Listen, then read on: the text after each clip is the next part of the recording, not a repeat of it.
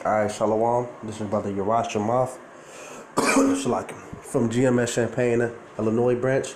For all things, I want to give all praises unto Yahweh, Ba'ashem, Yahweh Shai, Ba'ashem, Makar Kodash. Alright, double honors into the apostles and elders of Great Millstone. And salutations to the Akim that's pushing this truth and righteousness and sincerity. Alright. Hey, Shalom Akim. Shalak. A little bit under the weather. But I'm gonna let some of this video play, and then we're gonna filter it out with the scriptures. But this is just showing you the plans of what Esau Edom has for the world to come, and the type of draconianism he's gonna try to establish on the planet Earth, man. Things are about to turn up. Alright, and these people are blind to see what's going on. A carbon credit system trial that sets a daily allowance for each person, a literal cap on your ability to travel, purchase food, clothing, and even heat your home, all rationed under the guise of saving the planet. Your daily carbon limit is capped at 40 kilograms of CO2, with food restricted to just 4 kilograms. So how does this translate to actual food? Well, according to the report, a packet of cheese accounts for 1.1 kilograms of CO2, over 25% of your daily allowance. Red meat? Forget it. If you spend your entire 4 kg allowance on steak, you'd get around 8 ounces of meat. While meat and dairy products have the highest carbon footprints, 2 slices of bread would account for just 3%, while a can of Coke just 4. So basically, diabetes is on the menu. But don't worry, Big Pharma will have you covered, because medications and healthcare products will not be factored into your daily carbon limit. But here's where things get terrifying.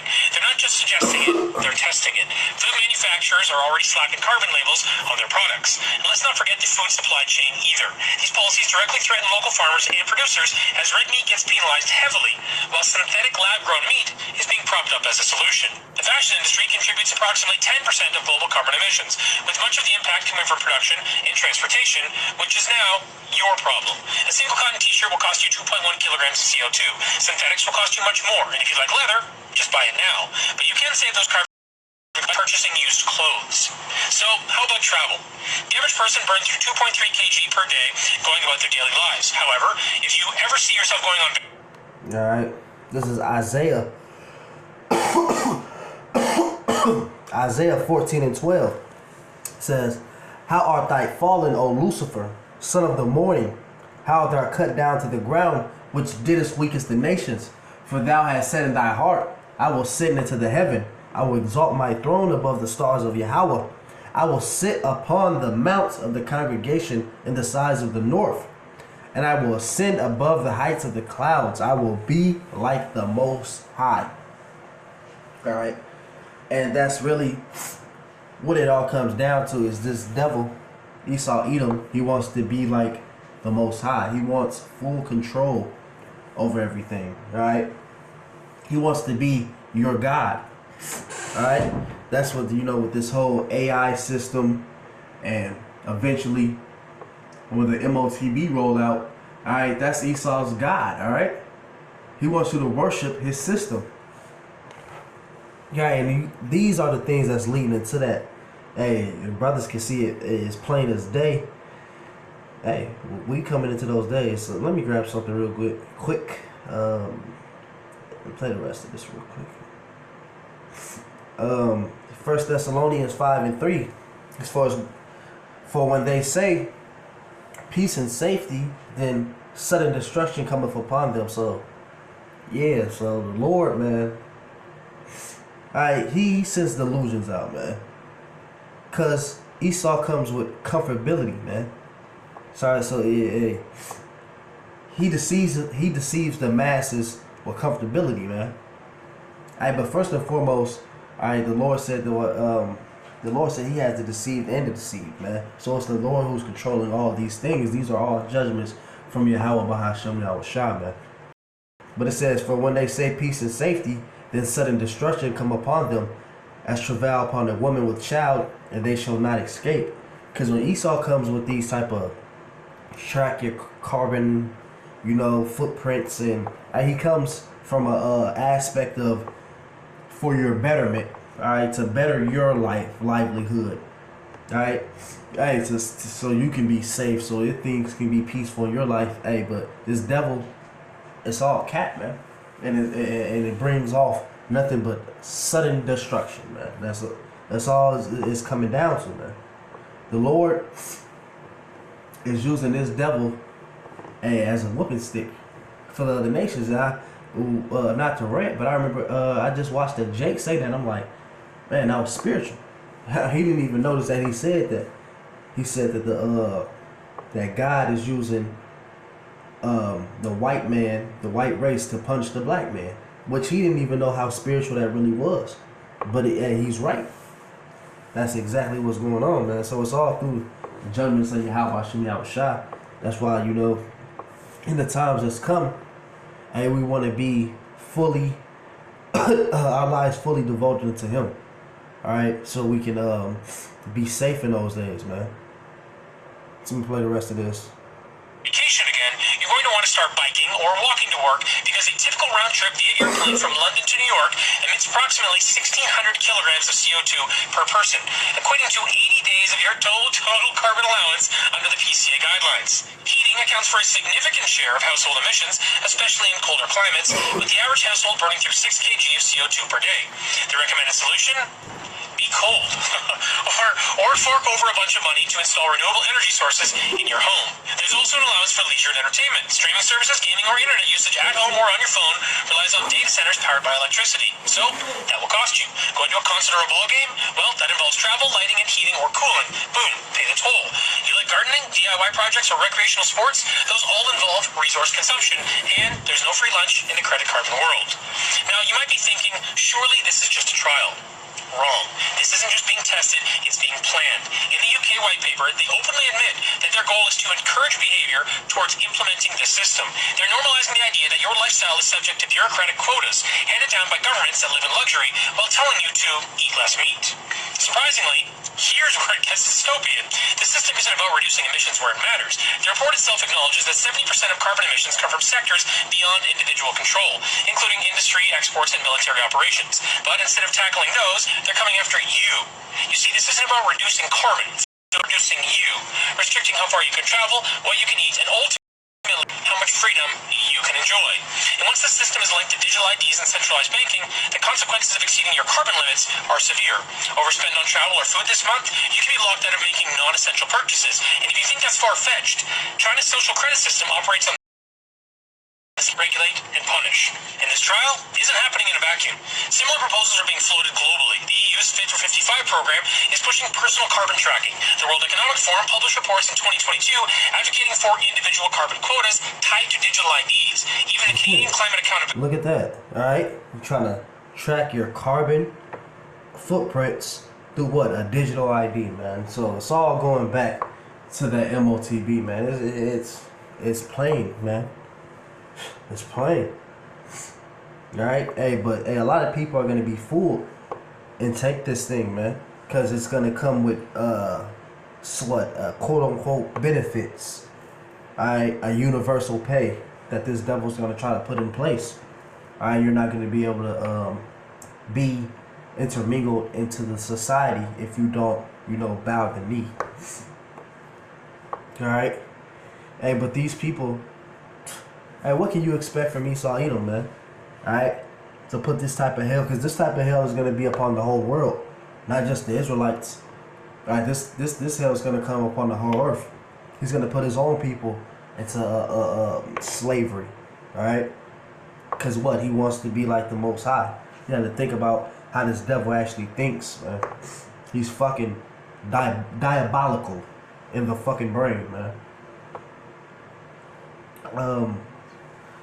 Proverbs 12:10, it says, a righteous man regardeth the life of his beast, but the tender mercies of the wicked are cruel. So, alright, even something that's merciful from this devil, it's got a cruel, twisted side to it, man. This devil, he does nothing.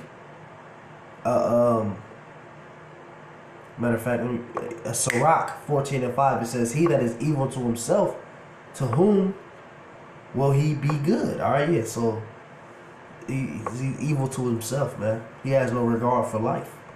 That's why the scriptures say if no flesh would be saved. All right.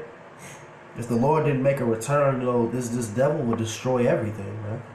All right, let me finish the rest of this. It says, he shall not take pleasure in his goods. Yeah, so this devil's not going to reap the fruit, all right? He's not going to, what is it, according to, I believe, was that Job, the 20th chapter? Talks about, right before he goes to fill his belly, man, the Lord is going to come back and slay this damn devil, man. So he's not going to get reap the benefits in the end.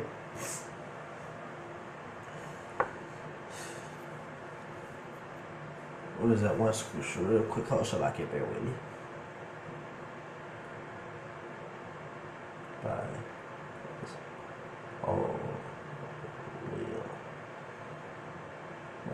Apocrypha, I believe.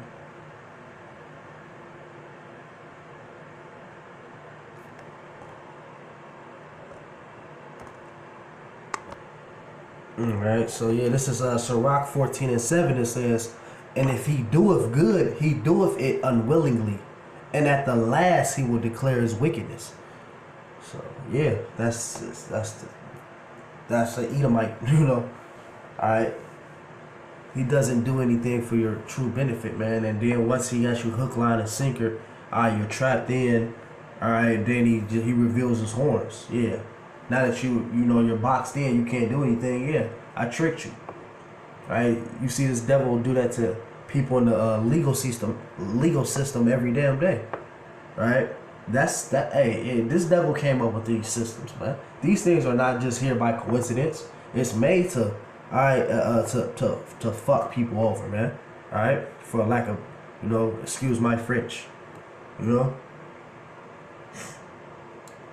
right, that's the whole MMO of these damn devils, man. Alright, he's not here to build with you, nigga. Let me play the rest of this. Act includes language that promotes integrating personalized carbon targets. As for the typical political hypocrisy, the same elites pushing this nonsense aren't giving up their private jets or lavish lifestyles. In 2022 alone, 1,040 private jets landed at Davos for the WEF summit, just so billionaires could lecture the rest of us about cutting emissions and personal carbon tracking. So here's the truth. Personal carbon allowances won't stop climate change. They will, however, stop you from living freely. They'll hollow out the middle class, decimate local agriculture, and concentrate power in the hands of the global elite. They're testing this in the UK, but trust me, it's headed here too. And many of us know that this is the cornerstone of left-wing politics. Whether we're talking carbon tax, green slush funds, mandating electric vehicles, or net zero, it is their hill to die on. And as far as I can see, it has very little to do with the climate and everything to do with control. Yeah, that's right. Alright, but you see, he made a point of, hey, these elites, alright, because it's, like I said, he's evil to himself, so the low-level Edomites, they're going to feel the wrath of this shit too. But these elites, alright, who, they're living rich, they're not going to have to eat defiled food, alright, they're not going to have to suffer a famine, alright, not now at least, but when the Lord comes back, it's a different story, a different ball game, but they're going to create these scenarios and they're not going to be personally affected by it. But the average person, it will be. This is Psalm 73 and I'm gonna start 3. It says, for I was envious at the foolish when I saw the prosperity of the wicked, for there are no bands in their death, but their strength is firm. Yeah, so there's no, they have nothing to fear, man. All right. It says, they are not in trouble as other men, neither are they plagued like other men. Therefore, pride compasseth them as a chain, violence covereth them as a garment. Their eyes stand out with fatness. They have more than the heart could wish. They are corrupt. They speak wickedly concerning oppression. They speak lawfully. Yeah. I mean, they speak on oppression lightly, as if it's a light thing. Right? It says they set their mouth against the heavens, and their tongue walketh through the earth. All right. So the point being is, these are just the characteristics of the devil, man. It's plain to see what Job 9 and 24 was speaking about and who it's referring to. because the signs are as clear as day, man. All right, who is the devil, man? All right, if not, where and who is? Man? It has to be you Edomites, man. All right, the so-called white race, you have to be the Edomites, man.